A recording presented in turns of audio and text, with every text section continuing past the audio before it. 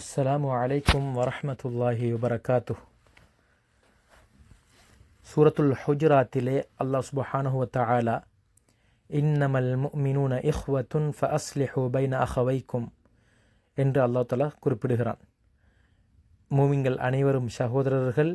உங்களுக்கு மத்தியில் இரண்டு ஷாராருக்கு மத்தியில் பிரச்சனை வருகின்ற பொழுது மூன்றாவது ஷாரார் அவர்களுடைய பிரச்சனைகளை இல்லாமலாக்கி, பிணக்குகளை இல்லாமலாக்கி அவர்களுக்கு மத்தியில் சமாதானமாக்கி வையுங்கள் என்பதாக அல்லாஹ் குறிப்பிடுகிறான். இந்த இடத்திலே நாங்கள் பார்க்கலாம், அல்லாஹ் சுப்ஹானஹு வ தஆலா குர்ஆனிலே பொதுவாக அனைத்து மனிதர்களையும் விழிக்கும் போது யா ஐயுஹன் நாஸ், ஏ மக்களே என்று விழிக்கிறான். அதில் அனைத்து மனிதர்களும் உள்ளடங்குவார்கள். அதே போன்று பொதுவாக அவனை ஏற்றவர்களை அழைக்கும்போது, முஸ்லிம்களை கூப்பிடும்போது யா ஐயுஹல்லதீன ஆமனு, ஏ ஈமான் கொண்டவர்களே என்று அல்லாஹ் விழிக்கிறான்.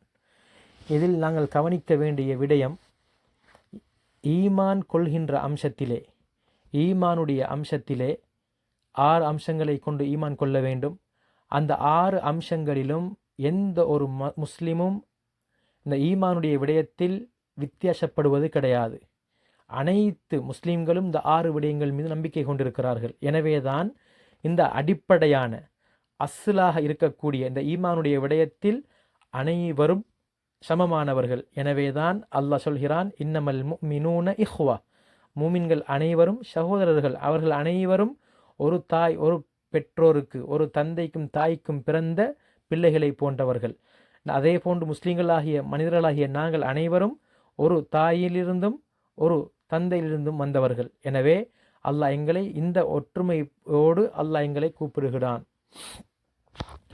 அதே போன்று இந்த உலகத்திலே ஏனைய கிளை சார்ந்த அம்சங்களில் சில வித்தியாசங்கள் இருக்கலாம்.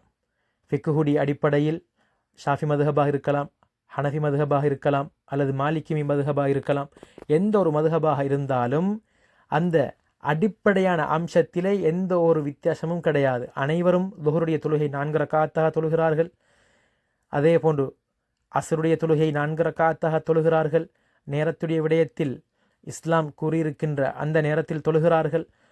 ஒரே கிபிலாவை முன்னோக்குகிறார்கள். ஒரே இறைவனுக்கு முன்னால் ஒரு இறைவனுக்காக வேண்டி, அவனுடைய திருப்பொருத்தம் அடைவதற்காக வேண்டி, அவனுடைய ரஹ்மத் மக்ஃபிரத் கிடைக்க வேண்டும் என்பதற்காக வேண்டி செயற்படுகிறார்கள்.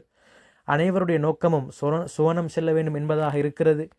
இப்படி இருக்க இந்த கிளை சார்ந்த அம்சங்களில் மாத்திரம்தான் சில வித்தியாசங்கள் இருக்குமே தவிர அஸ்லான அடிப்படையான அம்சத்தில் ஈமானுடைய விடயத்தில் எந்த ஒரு மனிதனுக்கு மத்தியில் எந்த விதமான வித்தியாசமும் கிடையாது. எனவே நாங்கள் இந்த உலகத்திலே வாழும் பொழுது அவர் ஷாஃபியாக இருக்கலாம், ஹனஃபி மதுஹபாக இருக்கலாம், அல்லது கொள்கை ரீதியாக அவர் தப்லீகியாக இருக்கலாம், அல்லது சலஃபியாக இருக்கலாம், அல்லது தௌஹீத்வாதியாக இருக்கலாம். யாராக இருந்தாலும் நாங்கள் இது சிறு கிளை சார்ந்த அம்சங்களில் சண்டை பிடித்து கொண்டு பிரிந்தவர்களாக இருந்து வாழ்வோமாக இருந்தால் நாங்கள் வெற்றி அடைய முடியாது.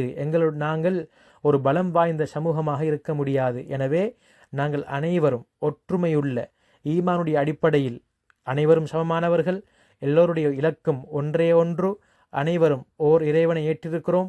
இறுதி ரசூலாகிய ஸல்லல்லாஹு அலைஹி வஸல்லம் அவர்களை இறுதி நபியாக ஏற்றிருக்கிறோம். எனவே இந்த அடிப்படையில் நாங்கள் ஒற்றுமையாக வாழ்ந்தால் அதிகமான நலவான எத்தனையோ விடயங்களை எங்களால் சாதிக்க முடியும் என்பதில் எந்த விதமான சந்தேகமும் கிடையாது. எனவே வல்ல இறைவன் நம் அனைவருக்கும் குர்ஆனை அழகான முறைக்கு புரிந்து அதனுடைய குர்ஆன் சொல்கின்ற அம்சங்களை, விடயங்களை எமது வாழ்வில் கடைபிடித்து சுவனம் அடைந்த நல்லடியார்களுடைய கூட்டத்தில் நம் அனைவரையும் அல்லாஹ் சுப்ஹானஹு வ தஆலா ஆக்கி அருள்வானாக.